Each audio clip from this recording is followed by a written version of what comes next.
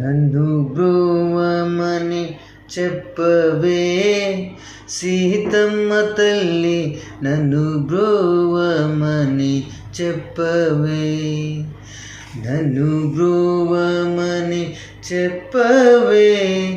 సీతమ్మ తల్లి, నన్ను బ్రోవమని చెప్పవే, నన్ను బ్రోవమని చెప్పు నారీ శిరోమణి, జనకుని కూతుర జననీ జానకమ్మ,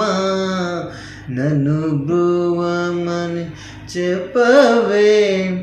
సీతమ్మ తల్లి, నన్ను బ్రోవమని చెప్పవే.